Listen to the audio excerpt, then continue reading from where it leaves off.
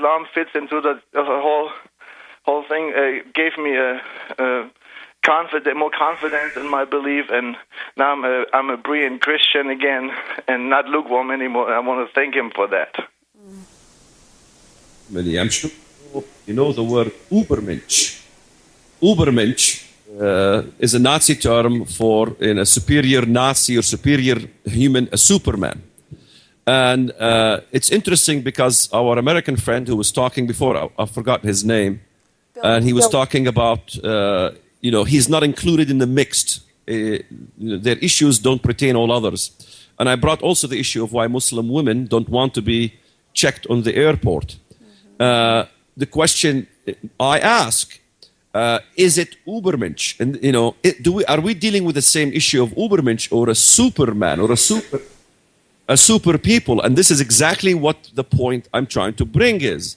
That Islam is saying that the Muslim is superior. He doesn't have to pay his taxes. He doesn't have to work as hard as a German does. He simply can stay home while the German people work for him because they are a second-class citizen. They are Ahlul Dhimma.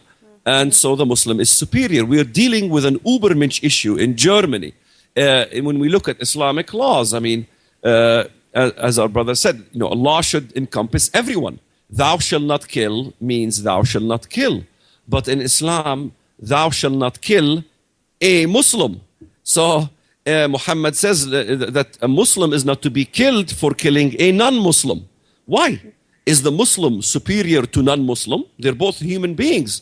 So we're dealing with the issue of superiority, with the Übermensch of Islam. And that's where you're struggling in Germany. And that's what you're beginning to see. Now we have placed Nazism with a different Übermensch in this case, and that's the Muslim. Yeah, I mean, I don't think any one of our viewers here that are not Muslim would want to pay a jizya tax. And like Peter from Germany, he's calling live from Germany, he's saying that people in Germany are already paying this jizya tax today, December 7th, 2010.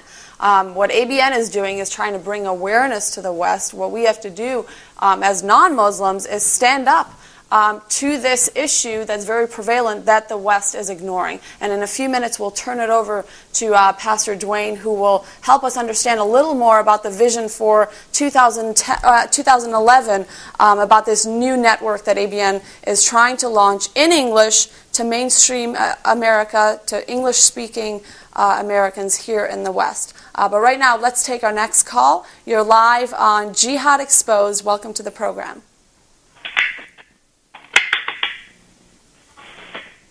Welcome. Who do we have on air with us?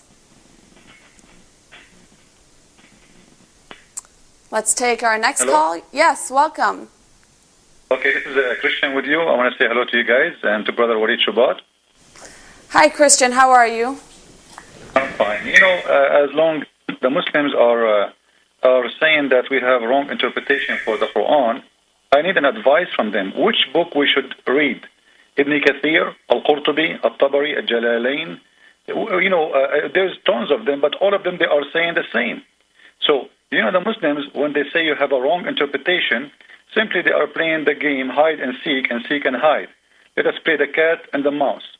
So, doesn't matter what you say to them, they will say, like if you mention to them right now a hadith from Sahih al-Bukhari, their prophet says, I've been ordered to fight all people until they say there's no God but Allah and there's no prophet but me, and they do the prayer and they pay the zakat and they slaughter what we slaughter, and then and only then, if they do that, we will stop shedding their blood, or they will save themselves from shedding their blood. This is Muhammad himself saying. So if we go and we want to understand this hadith, we go to a book. It's called Fath al-Bukhari, Sharh al-Bukhari, a very well-known book made by Muslims, explain the hadith. It's saying the Prophet, he said, if you don't follow the Prophet, don't accept him as a Prophet, don't accept his God, don't do the prayer, don't pay the zakat, we will kill you. So where always the Muslims, they get this from, that they say we have a wrong interpretation. What about Umar ibn Khattab? I advise everybody right now to go and search in the internet. It will take you 2 seconds. Search for something. It's called the Pact of Umar. Umar supposedly is the best man in Islam as a justice man. He is very well known for the Muslims. They are so proud about him, how justice he is, how amazing he is. Go and see what Umar he did when he entered Jerusalem. He humiliated the Christians. A Christian, even he cannot grow his hair. They cannot even whisper, saying the name of their Messiah. They cannot fix their churches. If they want to wear a cross, they have to wear a cross which is more than 15 pounds in their neck, made it from wood. The Jewish, they force them to make a statues or something like a toy of a cow, and they put it in the top of their head. If they want to go to the bathroom, in old days they used to have a public bathroom. They take shower there. A Christian, he have to put like a container of water in his neck, hold in his neck more than 30 pounds to move with it. Imagine how much humiliation they have. Even he forced the Christians to wear the same uniform, all of them, because they are like slaves. The Christian, they are not allowed to wear the Muslim clothes. They are not allowed even to teach about Islam. They are not allowed. A Muslim, he can enter your house and sit in your house 3 days, 3 nights. This is the justice of Umar. Now, Umar, he have a wrong interpretation of Islam too.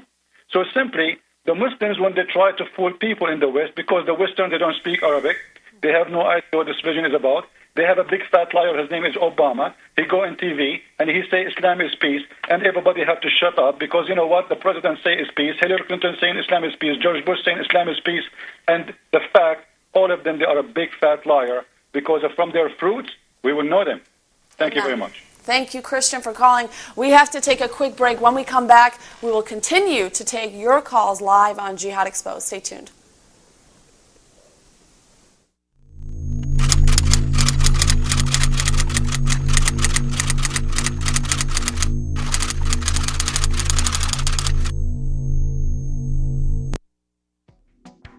Are you a Christian who loves watching ABN shows?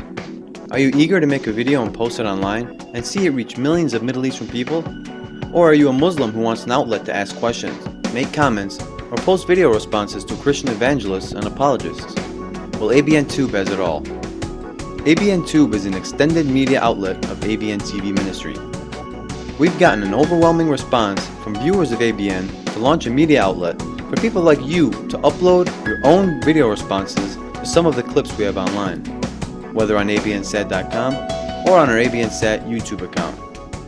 Our goal is to bring to light any and all lies about false religion through media, to create an open dialogue about religion among people of different faith, and to gear them to the truth of Jesus Christ.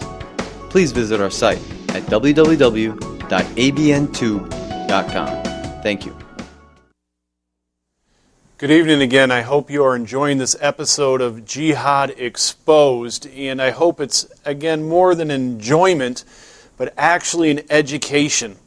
One of the things that ABN seeks to do is to equip and educate all the viewers, to pull the shades off our eyes, if you will, to understand what we see that is happening in this earth.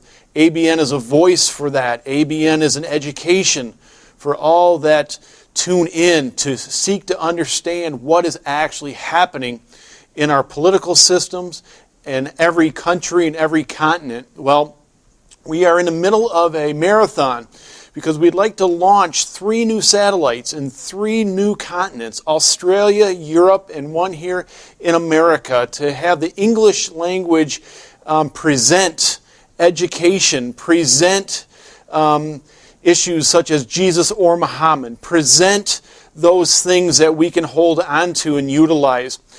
Some of you might think, well, I do not have enough to give. I may only have $5. I may only have $10 or $25. But I'll tell you this tonight. If we pool those resources together and enable ABN to be able to expose more situations, educate more people, and we can build on those things, we will truly be rewarded. It might take a small effort by many people, but that effort will overcome. How can you give? Well, I'll tell you. You can send in a check to P.O. Box 724, Walled Lake, Michigan 48390. Or you can log on the internet at www.abnsat.com. There's directions there on how to donate over the internet. Or you can call us simply right now. Call us with your donation. We take MasterCard, Visa, Discover, and American Express. That telephone number is at the bottom of your screen. That is 248 416-1300. And I know as you invest in ABN, you are investing in each and one of our countries, in each of our nations, and each of our political situations, that we may rally those who love freedom, those who love to be living in peace, those that like to be treated as an equal. As the show has said tonight, Jihad hopes to make most people underneath that of Islam. And if you don't embrace the Prophet of Muhammad, you are less than human. So tonight, your donation to ABN goes out and it spreads out education. It spreads out the equipping of people that they can stand up and do what is necessary to do in our time. Thank you for tuning in, and at this time, I'll send it back to Summer.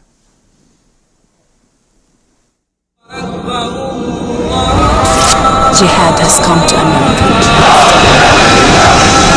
Constitutes the most devastating series of terrorist attacks in history. The only deen Allah accepts is Al-Islam. And whoever seeks any other deen apart from Islam will never accept it. Allahu Akbar! And we stand together to win the war against terrorism. But you too will make your destruction.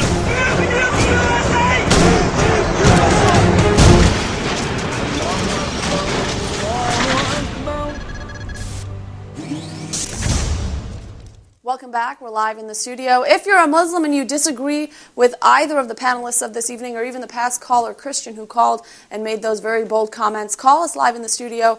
We have about an hour left on the program this evening, and our number is 248-416-1300. Bill, I'd like to ask you, from your research, do you believe that it is a contemporary movement that conceives sort of Islam as this political ideology? Or has it always existed? Well, we know that, examining Muhammad's career, that he preached the doctrine of Islam in Mecca for 13 years and garnered about, the figures vary, but roughly at most 150 Muslims. That's about 10 Muslims a year he converted. He then moved to Medina, whereupon he became a politician and a warlord. 10 years later, averaging an event of violence of every 6 weeks. He had an event of violence for the last 9 years of his life. He attacked the Kafirs. He subjugated them. He enslaved them, tortured them, raped them. And when he died, he did not have a single enemy left standing in Arabia. That process of war, jihad, garnered him about 10,000 converts a year. So the process of politics, war, jihad, improved his success ratio from 10 a year to 10,000 a year. Well, this is a very powerful lesson. So what we have here is that the religion of Islam, if he had never left Mecca, if he had never started war, extrapolating his success in Mecca means that when he died, there would have been fewer than 1,000 Muslims. If he had stayed purely as a prophet and purely as a religious teacher, Islam would have never succeeded. Not even Muhammad could make the religion of Islam all by itself successful. It became successful only when he went to jihad. There are only 2 new ideas in the Quran. In Mecca, because all the other ideas in the Quran are absolutely derivative. Anyone who has studied Christianity at the time in Syria, anyone who has studied the Jewish commentaries knows about Zoroastrianism. When you read the Quran, you read a derivative document. All of these stories are taken from the Jews, the Christians, and the Zoroastrians. They were all laying around the Mediterranean. He picked them up and used them. The one new idea in Mecca is that Muhammad is the prophet of Allah.